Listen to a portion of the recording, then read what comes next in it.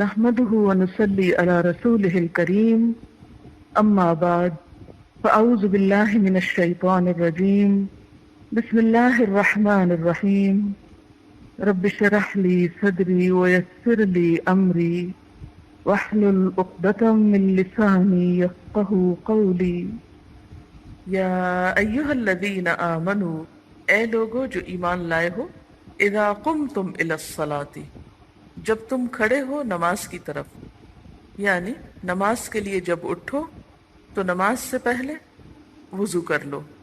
پھر وضو کی تھوڑی سی تفصیل بتائی گئی۔ یاد رکھیے کہ نماز کے لیے تازہ وضو بہتر ہے، اگرچہ ضروری نہیں۔ اگر پہلے سے وضو موجود ہو تو اس سے بھی نماز ادا ہو سکتی ہے۔ پھر وضو سے پہلے نیت بھی فرض ہے۔ اگر آپ بغیر نیت کے ویسے ہی ہاتھ منہ دھو رہے ہیں تو وہ وضو کے لیے کافی نہیں۔ پھر وضو سے پہلے بسم اللہ پڑھنا بھی ضروری ہے۔ اعضاء کو ترتیب سے دھونا ضروری ہے، اور ان کے درمیان وقفہ نہیں ہونا چاہیے۔ یعنی یہ نہیں کہ ایک دفعہ آپ منہ دھو لیں پھر 15 منٹ کے بعد جا کے بازو دھوئیں، نہیں، ایک ہی سٹریچ میں وضو کرنا چاہیے۔ تسلسل کے ساتھ یکے بعد دیگرے تمام اعضاء کو دھونا چاہیے۔ پھر یہ اہتمام بھی رہے کہ وضو کے دوران جسم کا کوئی عضو جسے دھونا لازم ہے اس میں سے کوئی حصہ بھی خشک نہ رہے، اور کوئی بھی حصہ 3 دفعہ سے زیادہ نہ دھویا جائے، کیونکہ اسے نبی صلی اللہ علیہ وسلم نے ظلم اور زیادتی سے تعبیر کیا۔ تو ارشاد باری تعالیٰ ہے فَاغْسِلُوا وُجُوهَكُمْ، اپنے چہروں کو دھو، وَأَيْدِيَكُمْ، اور اپنے ہاتھوں کو، إِلَى الْمَرَافِقِ، کوہنیوں تک۔ یہاں آپ دیکھ رہے ہیں کہ پہلے چہرے کا ذکر ہے، پھر ہاتھوں کا ذکر ہے، کیونکہ ہاتھوں کے ساتھ پھر بازوؤں کا بھی ذکر ہے کوہنیوں تک، اس لیے ترتیب میں تھوڑا سا فرق ہے۔ سنت سے ہمیں پتہ چلتا ہے کہ کوئی بھی پاکیزگی کا جب کام کیا جائے تو سب سے پہلے ہاتھوں کا پاک ہونا ضروری۔ تو پہلے چہرہ، پھر اس کے بعد ہاتھ کوہنیوں تک۔ مرافق کا لفظ ہے، مرفق کی جمع ہے، ریف قاف اس کا روٹ ہے، رفق کا معنی ہوتا ہے نرم، سہل۔ تو مرفق کیا ہوتی ہے کہ جس سے انسان سہولت پکڑتا ہے۔ آپ کوہنی پہ ٹیک لگا لیتے ہیں، کوہنی ٹیک کر سو بھی جاتے ہیں۔ تو مرفق وہ چیز ہوتی ہے جس کے سہارے سے آرام یا فائدہ حاصل کیا جائے۔ یہاں پر جسم کے ظاہری حصے جو دن رات ایکسپوز ہوتے ہیں انہیں خاص طور پر دھونے کا حکم مل رہا ہے۔ یعنی عام طور پر ہمارے ہاتھ اور بازو ننگے ہوتے ہیں، پھر اسی طرح چہرہ ننگا ہوتا ہے، پاؤں ننگے ہوتے ہیں۔ ان حصوں پر میل کچیل اور ڈسٹ زیادہ ہوتی ہے، اس لیے خصوصی طور پر ان کے دھونے کا حکم دیا جا رہا ہے۔ اور اس کے علاوہ سر کا مسح اور سر میں کان بھی شامل ہیں، تو وہ بھی ہمیں سنت سے معلوم ہوتا ہے۔ پہلے میں ان آیات کی ہلکی سی وضاحت کروں گی، پھر میں وضو کا مسنون طریقہ احادیث کی روشنی میں آپ کو بتاؤں گی انشاءاللہ۔ تو فرمایا کہ اپنے چہروں کو دھو لو اور اپنے ہاتھوں کو بھی الی المرافق، کوہنیوں تک، وامسحوا برؤوسکم، اور اپنے سروں کا مسح کرو، وارجلکم، اور اپنے پاؤں کو۔ یہاں پر آپ دیکھ رہے ہیں کہ برؤوسکم ہے اور ارجلکم ہے، بالکل ایسے ہی جیسے ایدیکم ہے، ایدیکم اس پہ زبر ہے، اور ارجلکم بھی اسی کے وزن پر ہے، اس لیے یہاں سے پاؤں کے دھونے کا بھی حکم مل رہا ہے۔ اور خاص طور پر جب آگے کہا گیا الی الکعبین، ٹخنوں تک، تو اس سے مزید تاکید ہو جاتی، کیونکہ اگر مسح کا حکم ہوتا تو ٹخنے کی بات کرنا ضروری نہ تھا۔ اور اپنے پاؤں کو دھو لو ٹخنوں تک، وَإِن كُنتُمْ جُنُبًا، اور اگر تم جنابت کی حالت میں ہو تو صرف وضو کافی نہیں، فَطَّهَّرُوا، تو تم پاک ہو جاؤ، یعنی یہاں پھر اب غسل کی ضرورت ہوگی۔ تو آئیے اب ہم تھوڑا سا دیکھتے ہیں کہ وضو کے بارے میں نبی صلی اللہ علیہ وسلم کی سنت کیا ہے، اور وضو کرنا جو ہے وہ کیوں ضروری ہے۔ اس میں اب آپ اچھی طرح اس کو غور سے سنیے اور اس پہ توجہ بھی رکھیے کہ کوئی کمی بیشی ہے تو اس کو درست کر لیجئے، اس لیے اس کی تذکیر ضروری ہے۔ اور ہم میں سے ہر شخص یہ احادیث سنتے وقت اپنا اپنا جائزہ لے کے کہیں کوئی کمی تو نہیں۔ اچھا یہ دیکھیے کہ ان احادیث کو پڑھانے اور بتانے کا ایک مقصد یہ بھی ہے کہ الحمدللہ اب تک آپ نماز بھی پڑھ رہے ہیں، وضو بھی کر رہے ہیں، لیکن آپ کے پاس دلیل نہیں ہے، قرآن میں پورا طریقہ تو نہیں لکھا ہوا، صرف فرائض لکھے ہوئے ہیں۔ میں اصل میں یہ بات چھوٹی سی اس لیے کر رہی ہوں کہ آپ یہ نہ سمجھیں یہ سب باتیں تو ہم کو پتہ ہی ہیں اس لیے اور پھر دوبارہ پڑھنے کا کیا فائدہ۔ ایک ہوتا ہے علم ہونا اور ایک ہوتا ہے یقینی علم۔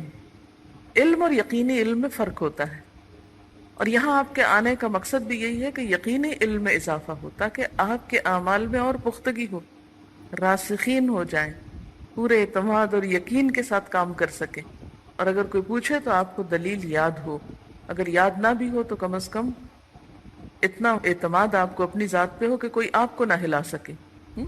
چلیے، اچھا یہاں تھوڑی سی میں وضو کی تاریخ آپ کو ہلکی سی بتا دیتی ہوں کہ جب نماز فرض ہوئی اسی وقت وضو کا حکم بھی دیا گیا۔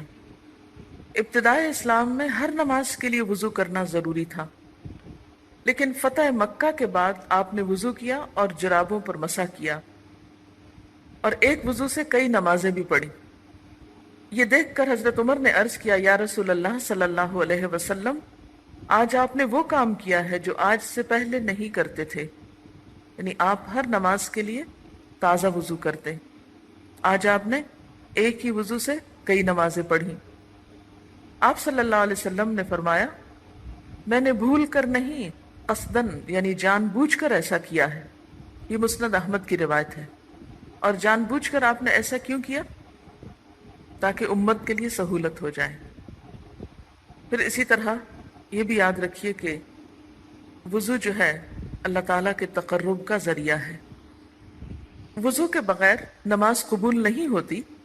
عن ابی ہریرہ رضی اللہ عنہ عن محمد صلی اللہ علیہ وسلم فذکر احادیث منها وقال رسول اللہ صلی اللہ علیہ وسلم لا تقبل صلاة احدکم اذا احدث حتى يتودع، رواہ مسلم۔ حضرت ابو ہریرہ رضی اللہ تعالی عنہ سے روایت ہے، انہوں نے رسول اللہ صلی اللہ علیہ وسلم کی کئی حدیثیں بیان کی، جن میں سے ایک یہ تھی کہ آپ نے فرمایا، اللہ تعالیٰ بے وضو کی نماز قبول نہیں کرتا یہاں تک کہ وہ وضو کر لے۔ اسے مسلم نے روایت کیا ہے۔ وضو کرنے سے پہلے بسم اللہ پڑھنا ضروری ہے۔ نبی صلی اللہ علیہ وسلم نے فرمایا، لا وضوء لمن لم یذکر اسم اللہ علیہ، اس شخص کا وضو نہیں جو بسم اللہ نہ پڑھے، یعنی شروع کرتے ہوئے بسم اللہ کہنا ضروری ہے۔ اب سوال یہ پیدا ہوتا ہے کہ وضو کرنے کا فائدہ کیا ہے؟ یعنی ہم بظاہر تو بسا اوقات ناپاک نظر نہیں آتے، کوئی داغ دھبا نہیں، کوئی گندگی نہیں ہمارے جسم پر، تو پھر ہم وضو کیوں کریں؟ اس کے بارے میں حدیث ہے، حضرت ابو ہریرہ رضی اللہ تعالی عنہ سے روایت ہے کہ رسول اللہ صلی اللہ علیہ وسلم نے فرمایا کہ میرا حوض عدن اور ایلا کے فاصلے سے بھی زیادہ بڑا ہے، یعنی جو آپ کو حوض کوثر نصیب ہوگا اس کی ڈسکرپشن دے رہے ہیں۔ عدن یمن کا ایک علاقہ ہے اور ایلا شاید فلسطین کا ہے، یعنی بہت لمبا، بہت چوڑا اور بہت بڑا ہوگا۔ اس کا پانی برف سے زیادہ سفید اور شہد اور دودھ سے زیادہ میٹھا ہے۔ اس پر رکھے ہوئے برتن تعداد میں آسمان کے تاروں سے بھی زیادہ ہیں۔ قیامت کے روز میں دوسری امت کے لوگوں کو اس طرح اپنے حوض پر آنے سے روکوں گا جس طرح کوئی آدمی دوسرے آدمی کے اونٹوں کو اپنے حوض پہ آنے سے روکتا ہے۔ صحابہ کرام نے عرض کیا، اللہ کے رسول صلی اللہ علیہ وسلم، کیا آپ ہم کو اس روز پہچان لیں گے؟ یعنی اتنی مخلوق ہوگی، اتنا ہجوم ہوگا، تو آپ ہمیں پہچان لیں گے کہ ہم آپ کی امت کے لوگ ہیں؟ اور obviously صحابہ کرام کو تو آپ پہچانتے تھے، لیکن اب آپ کی امت میں سے ہم بھی ہیں، تو ہماری کیا آئیڈینٹی ہوگی وہاں پر؟ آپ نے فرمایا، ہاں، وضو کے باعث تمہارے ہاتھ پاؤں اس قدر روشن اور چمکدار ہوں گے کہ ایسے نشان کسی دوسری امت کے لوگوں کے لیے نہیں ہوں گے۔ یعنی جو اعضاء ہم دن میں کئی بار دھوتے ہیں، قیامت کے دن اس اندھیرے میں یہ چمکنا شروع ہو جائیں گے، اور ان کی چمک کی وجہ سے امت مسلمہ پہچانی جائے گی۔ ایک اور روایت میں آتا ہے کہ جو جتنا چاہے اس چمک کو بڑھا لے۔ تو وضو کا بہت بڑا فائدہ کیا ہے کہ قیامت کے دن یہ ہماری پہچان ہوگا، اور نبی صلی اللہ علیہ وسلم اس کے ذریعے ہمیں پہچانیں گے اور اپنے حوض سے پانی پلائیں گے اور شفاعت کریں گے۔ اور اگر ہاتھ منہ کالے لے کر گئے، کبھی وضو ہی نہیں کیا تو پھر کیسے پہچانیں گے آپ؟ اپنی زبان سے جا کے کیا یقین دہانی کرائیں گے؟ پھر اسی طرح وضو کا ایک اور فائدہ یہ ہے کہ جو شخص وضو کرتا ہے، آپ نے فرمایا من تودع فاحسن الوضوء ثم قام الى الصلاة خرجت من ذنوبه سمعه وبصره ويداه ورجليه۔ اس کا معنی کیا ہے؟ جس نے وضو کیا اور بہت اچھی طرح وضو کیا، پھر نماز کے لیے کھڑا ہوا، اس کے گناہ اس سے نکل جائیں گے، اس کے کانوں سے، اس کی آنکھوں سے، اس کے ہاتھوں سے اور اس کے پاؤں سے۔ یعنی اگر کوئی شخص وضو کرتا ہے تو اس سے اس کے جسم کے گناہ دھل جاتے ہیں۔ پھر اسی طرح آپ صلی اللہ علیہ وسلم نے فرمایا کہ اگر کوئی شخص مکمل وضو کر کے یہ دعا پڑھے، کون سی دعا؟ اشہد ان لا الہ الا اللہ وحدہ لا شریک لہ واشہد ان محمدا عبدہ ورسولہ الا فتحت لہ ابواب الجنۃ الثمانیۃ یدخل من ایہا شاء، رواہ احمد و مسلم۔ اگر کوئی شخص مکمل وضو کر کے یہ دعا پڑھے، یہ جو ابھی میں نے پڑھی ہے اشہد ان لا الہ الا اللہ سے، ترجمہ ہے اس کا کہ میں گواہی دیتا ہوں کہ اللہ کے سوا کوئی الہ نہیں، وہ ایک ہے، اس کا کوئی شریک نہیں۔ میں گواہی دیتا ہوں کہ محمد صلی اللہ علیہ وسلم اللہ کے بندے ہیں اور اس کے رسول ہیں، تو اس کے لیے جنت کے 8 دروازے کھول دیے جاتے ہیں کہ جس سے چاہے داخل ہو جائے۔ یعنی اچھی طرح وضو کر کے دعا پڑھنے کا یہ فائدہ ہے۔ یاد رکھیے کہ وضو کے بیچ میں دعائیں نہیں ہیں، بلکہ مسنون دعا وضو کے آخر ہی کی ہے۔ اسی طرح ایک اور دعا بھی ہے، اللہم اجعلنی من التوابین واجعلنی من المتطہرین، اللہ مجھے بہت توبہ کرنے والا بنا دے اور پاک صاف لوگوں میں سے بنا دے۔ اس کا ترجمہ یہ ہے۔ تو اب آپ دیکھیں کہ کیا کچھ فائدے ہیں۔ نمبر 1 یہ کہ قیامت کے دن انسان کی پہچان ہوگی۔ نمبر 2 یہ کہ دنیا میں انسان کے گناہ ساتھ کے ساتھ دھلتے چلے جاتے ہیں۔ نمبر 3 یہ کہ اس شخص کے لیے جو وضو کے بعد یہ دعا بھی پڑھے تو جنت کے دروازے کھل جاتے ہیں۔ اور جیسا کہ آپ جانتے ہیں کہ الطہور شطر الایمان، پاکیزگی جو ہے وہ ایمان کا ایک بہت بڑا حصہ ہے۔ ایمان ہی مکمل نہیں ہوتا۔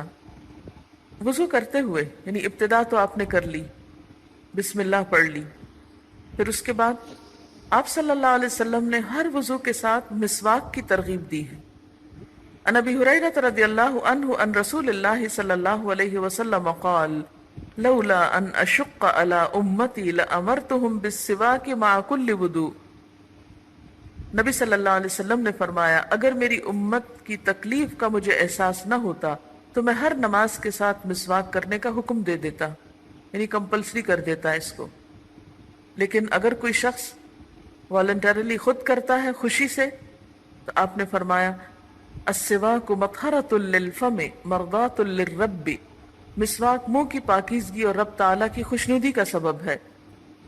پھر اسی طرح اگر روزہ نہ ہو تو وضو کرتے وقت ناک میں اچھی طرح پانی چڑھانا چاہیے، اور ہاتھ پاؤں کی انگلیوں اور داڑھی کا خلال کرنا مسنون ہے۔ یعنی وضو اچھی طرح کرنے کا مطلب کیا ہے کہ تمام اعضاء پوری طرح دھل جائیں، کچھ بھی اس میں سے خشک نہ رہے، حتیٰ کہ ناک کے اوپر کے حصوں تک پانی چڑھانا زیادہ ثواب کا باعث ہے، اور بعض اوقات یہ بہت سی بیماریوں کا علاج بھی بنتا ہے۔ اور اسی طرح ہاتھ اور پاؤں کی انگلیوں میں خلال، ہاتھ کا خلال تو اس طرح ہوتا ہے ایک ہاتھ دوسرے ہاتھ میں ڈال دیتے ہیں، اور اس کا بھی مقصد یہ کہ اگر کوئی چیز اٹک گئی ہے یا خشک رہ گئی ہے یا جمی رہ گئی ہے اور سامنے نظر نہیں آئی تو وہ بھی دھل جائے۔ اور اسی طرح اگر کوئی انگوٹھی وغیرہ پہنی تو اس کو ہلانا یہ بھی مسنون ہے۔ اسی طرح پاؤں کی انگلیوں کو بھی خلال کرنا، اور پاؤں کا خلال ہاتھوں سے مختلف ہوتا ہے۔ نبی صلی اللہ علیہ وسلم نے فرمایا وضو اچھی طرح کرو، ہاتھ پاؤں کی انگلیوں میں خلال کرو، اور اگر روزہ نہ ہو تو ناک میں پانی اچھی طرح چڑھاؤ۔ حضرت عثمان رضی اللہ تعالیٰ عنہ کی روایت ہے کہ نبی صلی اللہ علیہ وسلم وضو کرتے ہوئے داڑھی کا خلال کرتے تھے۔ خلال کیا ہوتا ہے؟ خلال خلل سے ہے، یعنی اپنی انگلیوں کو اس کے اندر پھیرنا، یعنی جیسے بالوں میں انگلی پھیرتے ہیں ایسے۔ پھر اسی طرح سر کا مسح کرنا، کا مسنون طریقہ کیا ہے کہ رسول اللہ صلی اللہ علیہ وسلم نے اپنے سر کا مسح اس طرح کیا کہ اپنے دونوں ہاتھ آگے سے پیچھے لے گئے اور پیچھے سے آگے لائے، یعنی پہلے سر کے اگلے حصے سے شروع کیا اور دونوں ہاتھوں کو گدی تک لے گئے، پھر جہاں سے شروع کیا تھا وہیں تک واپس لے آئے۔ اسے بخاری نے روایت کیا ہے۔ سر کے ساتھ کانوں کا مسح بھی ضروری ہے۔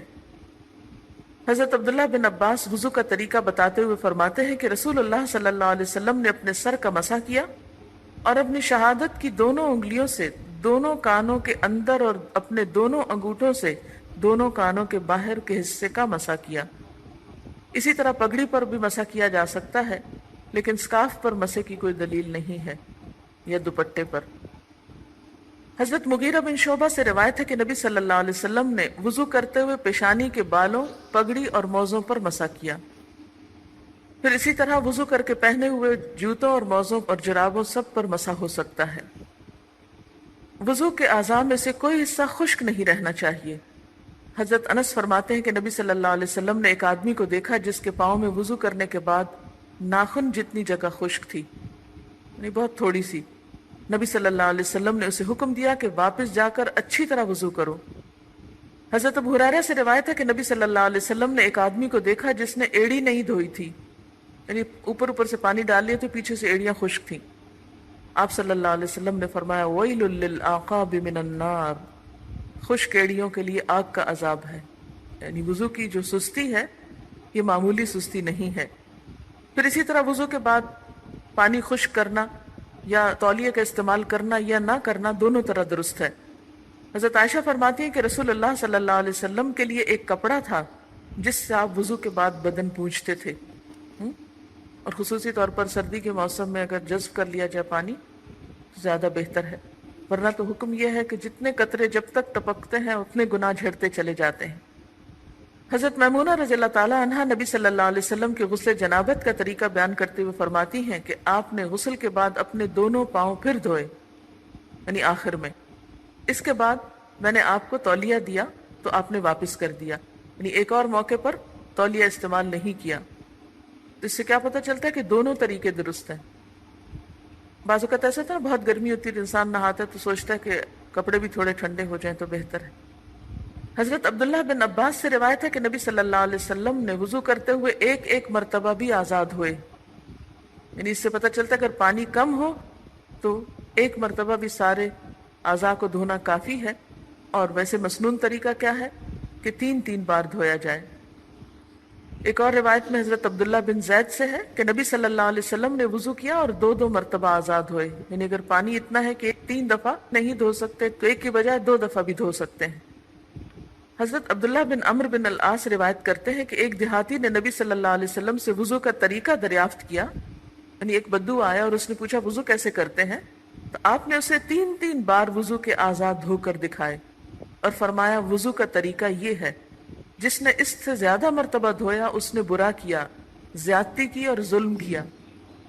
تو یہ بات یاد رکھیے کہ وضو کی نیت سے 3 دفعہ سے زیادہ نہ دھوئے، اس سے وہ وسواس اور جو وہم ہے وہ بھی کنٹرول ہوتا ہے، جو ایک نفسیاتی بیماری بعض اوقات لوگوں کی بن جاتی ہے کہ وہ دھوتے چلے جاتے ہیں اور پانی بہاتے چلے جاتے ہیں اور پھر بھی ان کی تسلی نہیں ہوتی، وہ سمجھتے ہیں کہ ابھی تک ناپاک ہے اور کوئی حصہ خشک نہ رہ گیا ہو۔ اس میں یہ کہ ایک دفعہ میں اگر رہ گیا تو دوسری دفعہ میں ہو جائے گا، دوسری دفعہ میں نہیں تو تیسری دفعہ میں، لیکن یہ کہ اس سے زیادہ کی اجازت ہی نہیں ہے۔ بعض لوگ آپ سے بھی ہو سکتا ہے مسئلہ پوچھیں کہ میں کئی دفعہ اب دھوتی ہوں اپنے اعضاء کو، تو ان کو بتائیے کہ نبی صلی اللہ علیہ وسلم نے اس سے منع فرمایا اور آپ بھی 3 دفعہ کے آگے مت دھوئیں، چاہے دل کی تسلی نہ ہو، کیونکہ اس کا علاج ہی یہی بتایا گیا کہ اس سے زیادہ دھویا نہ جائے۔ وہاں روک لیں اپنے آپ کو تو پھر آہستہ آہستہ عادت ٹوٹ جائے گی۔ وضو کرنے کے بعد بے مقصد یا فضول باتیں نہیں کرنا چاہیے۔ وآخر دعوانا ان الحمد للہ رب العالمین۔ سبحانک اللہم وبحمدک، اشہد ان لا الہ الا انت، استغفرک واتوب الیک۔ السلام علیکم ورحمۃ اللہ وبرکاتہ۔